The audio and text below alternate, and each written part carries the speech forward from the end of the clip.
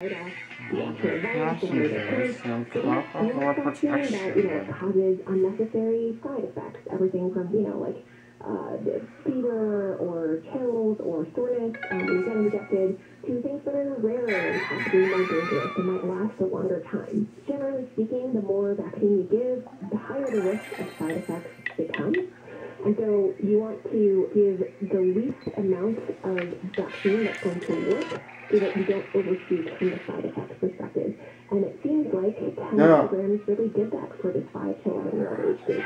They produced antibodies pretty comparable to what adults produce with the 30 microgram dose, and the side effects were actually less compared to the same age group that got 30 micrograms. So it seems like a really good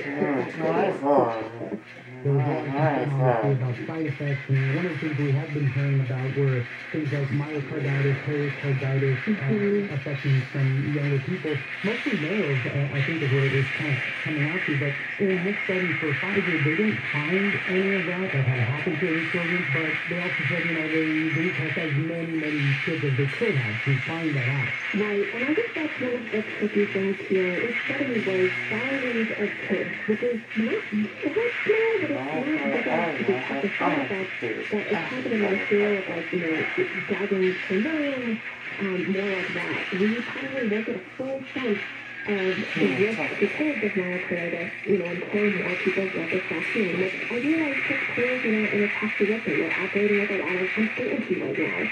But research is good, risk-benefit analyses, like what are the benefits of giving this vaccine to kids? Obviously, the biggest is protecting children and preventing the long-term outcomes from getting infected with this virus. But then think about the possible risks, which we don't fully understand. And stacking the kind of known risk of COVID and all of its associated phenomena against the possible side effects of this vaccine, almost every single time, the math came out as the benefits outweigh the risk. There's even a reason to think that myocarditis might be less common in this age group. Myocarditis can have a ton of different causes, including infections with viruses. COVID itself can cause myocarditis, and it actually tends to be more common, riskier, and worse than any myocarditis that comes with this vaccine. And the important thing to consider here is, based on what scientists know about myocarditis, how it has occurred in different settings, there may actually be a way to test vaccine because we not fully understood yet, so we want to caveat that very heavily. But that could explain why it does seem to be more common in younger men. And that could also be good news for kids who haven't yet hit puberty. That might put them at lower risk of this side effect. One last question I have, because we're talking about Pfizer, who just got the clearance for shots in kids ages 5 to 11. Moderna is our other mRNA shot that we've had a lot of success with. Their dosing is completely different. 100 micrograms for an adult, and they're doing 50 micrograms for 6 to 11-year-olds, and then 25 micrograms for 5 and younger. They are very similar vaccines, but, what gives there? I think part of it is just when vaccine makers were doing their initial testing, and this was even before the human stage, when they were testing things out in cells and animals and just seeing what worked. This happened to be what worked for Moderna. They put upon 100 micrograms for adults, Pfizer went with 30, and then Moderna, after that point, took a pretty similar path. They also did their own dose ranging study. They're sort of still finalizing data on that front and figuring out what doses are best for the younger and younger crowds, but there is some arbitrariness to this. I suppose they could have also tested out something like 35 micrograms, but 50 worked for them in this age group, and I think in the spirit of making sure that they were choosing something that was also optimized based on their vaccine, that worked for them. As you pointed out, Moderna and Pfizer's vaccines are very similar, but there are tiny differences between them that could explain the dosing differences. I think the thing to focus on here is that the broad strokes still make sense. Both companies were optimizing for enough vaccine so that it works, but not so much that it causes unnecessary side effects.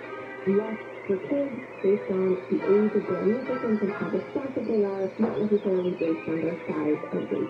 Well, for now, Pfizer is approved for 5 to 11-year-olds, and we'll see how that picks up and how those vaccination rates go. Catherine Wu, staff writer at The Atlantic, thank you very much for joining us. Thanks so much for having me. You're listening to the Daily Dive Weekend Edition on Kfi Am 640 and everywhere in the iHeartRadio app. I'll be back with some more top stories from the week, but first, let's get an update from the KFI newsroom. KFI News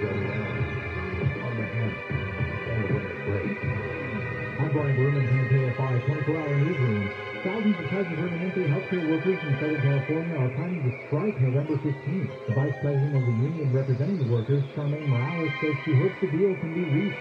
And that has to go on strike, or our members could still continue working? The union says the hospital system is offering much lower wage increases than it wanted. The vice president of Kaiser says the hospital is dealing with the challenge of rising healthcare costs. But Kaiser says it thinks the deal can be reached. Potentially high levels of pollution have prompted the South Coast Air Quality Management District to extend a mandatory ban on indoor and outdoor wood burning across much of SoCal through tonight at midnight. The residential wood burning ban is in effect for Orange County and for non-desert areas of LA, Riverside, and San Bernardino counties. SoCal Weather from KFI brought to you by G2G Protein Bar. Low clouds and fogs and partly cloudy by the afternoon. Low 60s to low 70s at the beaches. Low 70s in Metro LA and OC. Heavy fog in the Inland Valleys. Highs in the upper 60s to mid 70s. Low to upper 70s in the Inland Empire. We read local from the KFI 24-hour newsroom. I'm Brian Bruman. With so many protein bar options, how do you choose? Here's a little secret. They keep the fresh ones in the fridge. G2G bars are premium protein bars that taste amazing. Find them in the fridge at Albertsons, Smart and Final Extra, and G2GBar.com. Hey Gary, how are they? Things are great, but I crushed my mortgage payment with Oni without even leaving my couch. I got a no closing cost refi at a great low rate, and Oni did it all in less than 3 weeks. It was easy, no muss, no fuss. Be like Gary. Call Oni at 855-5-ONI and crush your mortgage payment with today's 30-year fixed refi at 2.75% rated APR with no closing costs. None. Zero. Even if you've refinanced recently, call 855-5-ONI and let us crush your monthly payment even more. That's 855-5-ONI or log on to oni.com. NMLS 2611, licensed by the Department of Financial Protection and Innovation under the California Residential Mortgage Lending Act, subject to credit approval. Call 823-852-6464 for terms and conditions. You can crush it too with a 30-year fixed 2.75% rate at APR with absolutely no closing costs. Walgreens is making Medicare easier than ever with the new Find Rx coverage tool. Compare plans online, over the phone, or in person for free. Find a plan that's right for you, plus low-cost copays by visiting Walgreens.com/Medicare. Radio advertising can connect your business with holiday shoppers wherever they go. Use iHeart Ad Builder to create an affordable custom radio ad right on your phone. Just click, listen, approve, then hear it on the radio. Create your customized ad today at iHeartAdBuilder.com. 1-877 Cars for Kids. KARS Cars for Kids. Donate your car today with 1-877 Cars for Kids. We're a recognized 501c3 charity organization, so you'll receive a maximum tax deduction. What's more, you'll receive a vacation voucher of 3 days and 2 nights. Also on the web at carsforkids.com. 1-877 Cars for Kids. Donate your car today. Now accepting donations of land, homes, buildings, or any kind of real estate. Mr. King, he said Peloton. Well, Peloton's a good word. Now, let go it. They're at the style of fancy words I use. Weekdays 2 to 6 on KFI. KFI congratulates Koala Sharp and Locales for their well-deserved recognition at the LA Press Club Southern California Journalism Awards. Looking at not one, but 2 nods for Best Personality Interview and Radio Journalist of the Year. Universal Dollars just really warms my heart. And expand the trophy case with KFI AM 640. More stimulating talk. This is KFI AM 640, heard everywhere in the iHeartRadio app. I'm Oscar Ramirez, and you're listening to the Daily Dive Weekend Edition.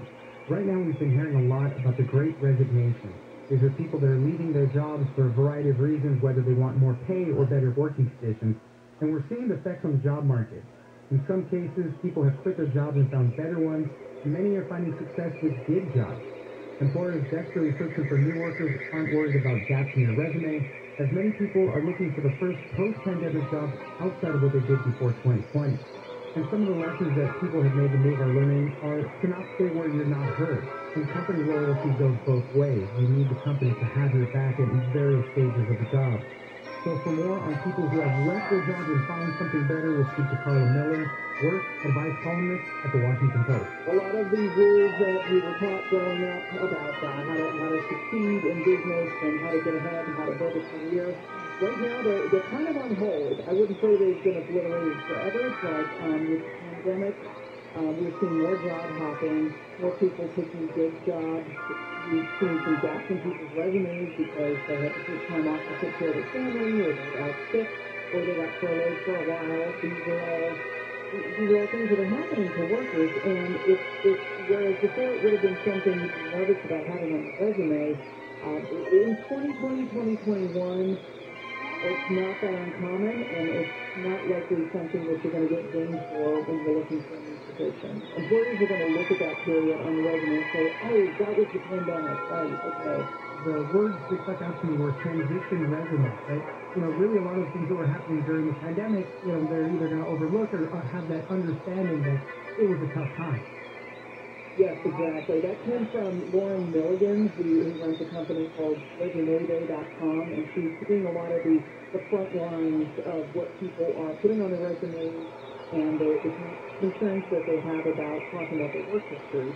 And many of them are transitioning transitioning from a job that doesn't exist anymore to something new, or they had time off during the pandemic and started really thinking about what they want out of life and a different direction that they might like to go in. And so some folks are training for new skills, or they're starting that business that they've always wanted to do but never had time for. And so those are some of the reasons also that they're making this transition. Yeah, and the training is an important thing. A lot of people feel, you know, I need to get this credit for these certifications to be able to move into the other job, but you know, you got to do your research too and make sure that the time and the money you're going to put into those things are actually worth it. You know, will that job actually need those things? You know, there's a lot that goes into it. Tell me, because you talk to a lot of people, tell me a couple of success stories, I guess, where people did leave their current jobs and found something better, because in a lot of cases, people were leaving their jobs for mental and physical health reasons. You know, being overworked was something we heard so much about.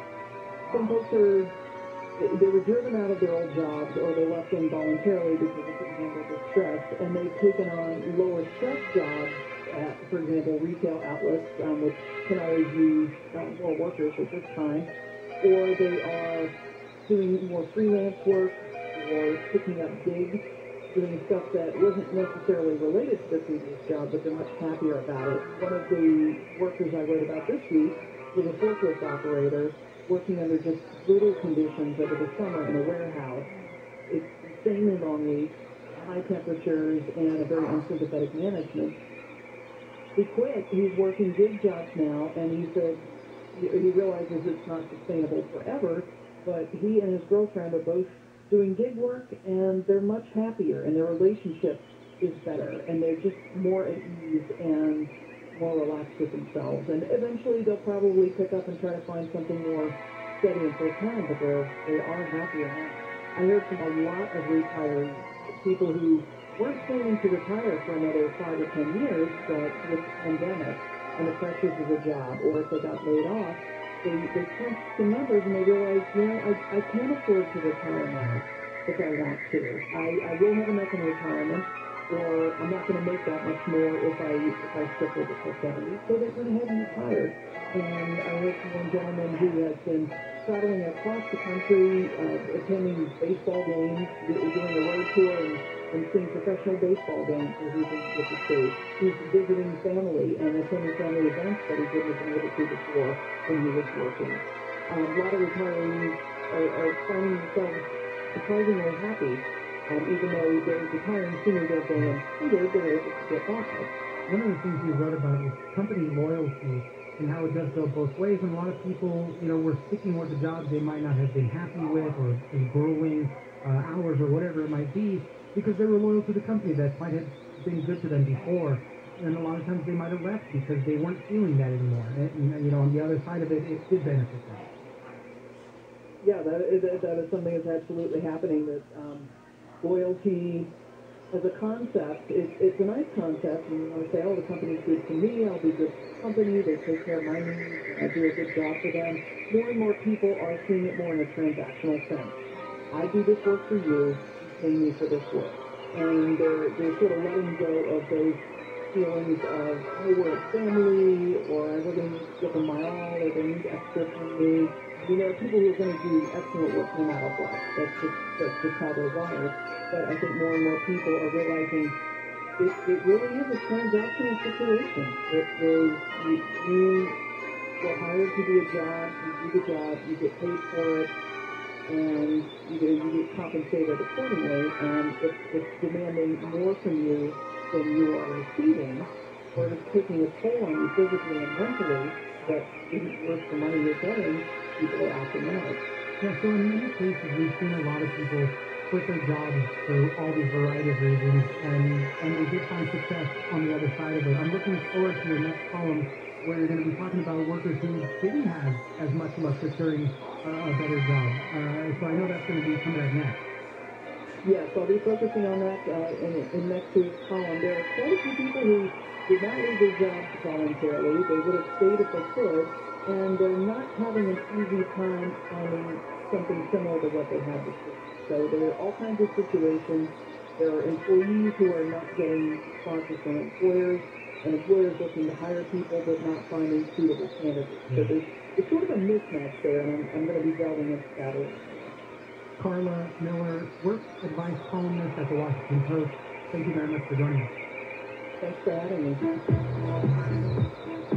You're listening to the Daily Guide Weekend Edition on Kfi Am 640. When we come back, we'll tell you why so many teachers are thinking about quitting.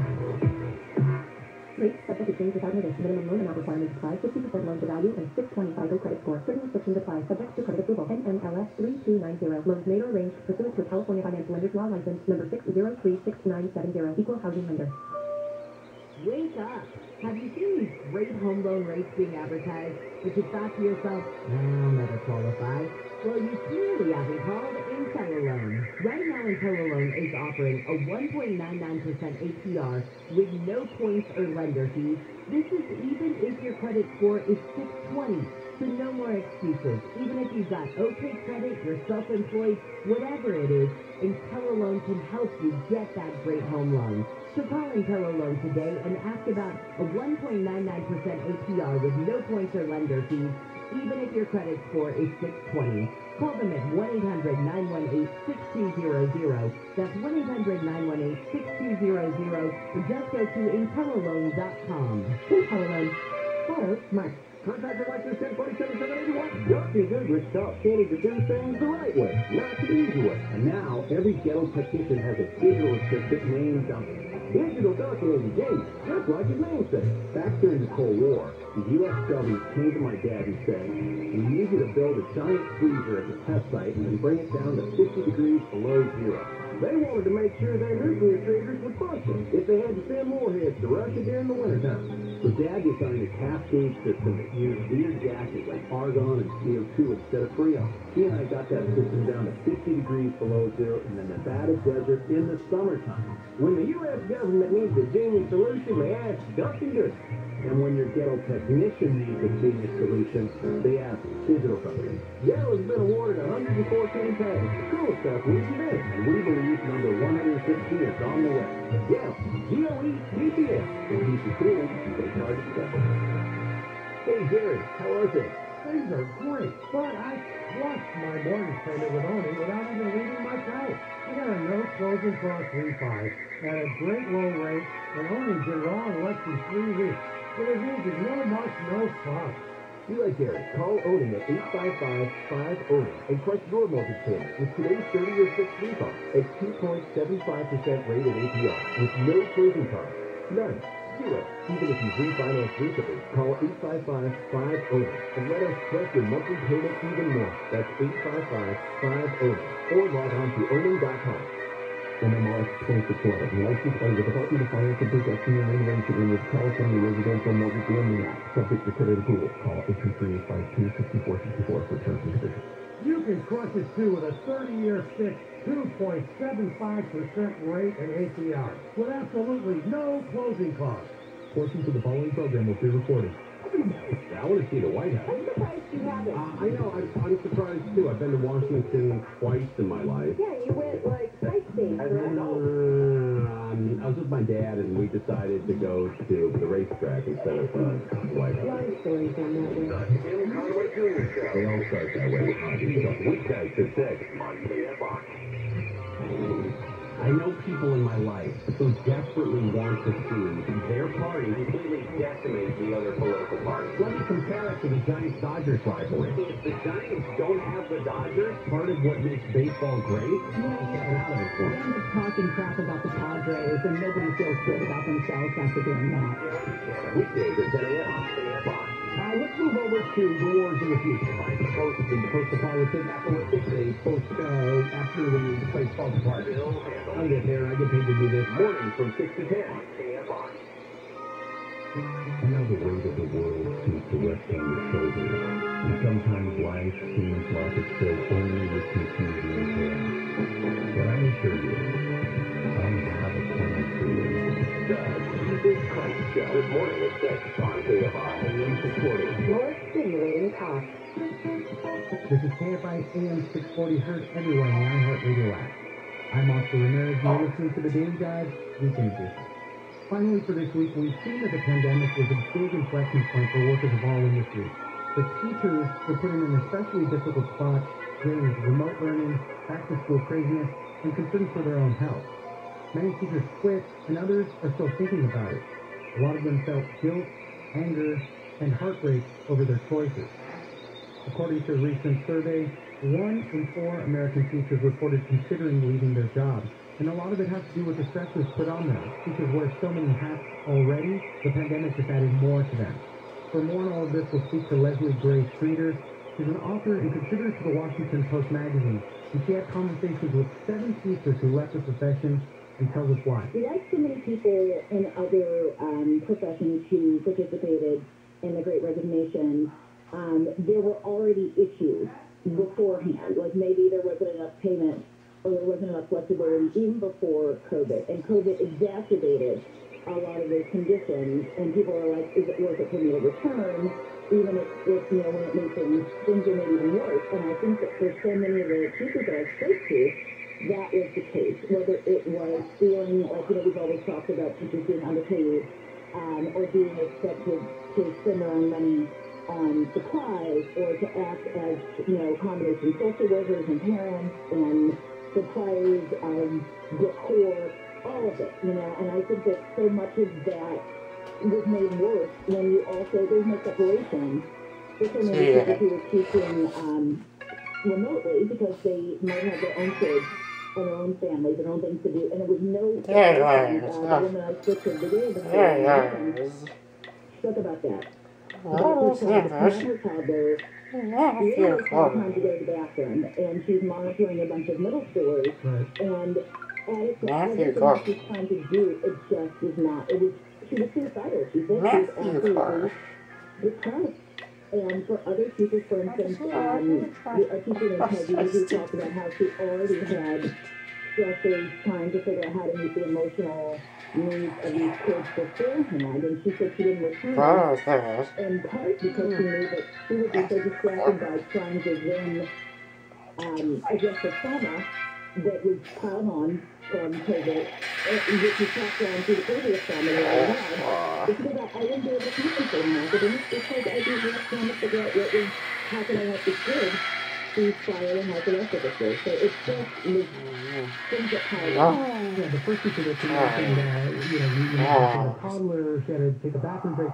She found it so stressful that she had to say, okay, 10 minutes break for everybody, just so she could run and do something real quick. And, obviously you're in a Zoom session, the kids are at home. Now they're just kind of sitting there, and it all bears down. I think someone you spoke to said it best, right? And you mentioned all those things that teachers do that we know that they do, right? Social workers, surrogate parents, all that. The teachers were already wearing so many hats. The pandemic just added more hats to that equation, and it became really, really tough. So tell me a little bit about the conversations that you had with some of these teachers, because one of the things that popped up a lot was guilt. They felt guilty that they were leaving the profession, that they, something that, they worked a lot to get to, something that they always had wanted to be for a variety of reasons, but they felt guilt and heartbreak having to leave it, like they were leaving their career and leaving their responsibilities to the children. Well, absolutely. I mean, I think that if you know any teachers, and I think most of them, we have teachers, and we probably know some now in our adult lives, they go into education not for the money, not for the status or the clout. They go into it because it's a calling to them. It is something that they feel they are providing as a service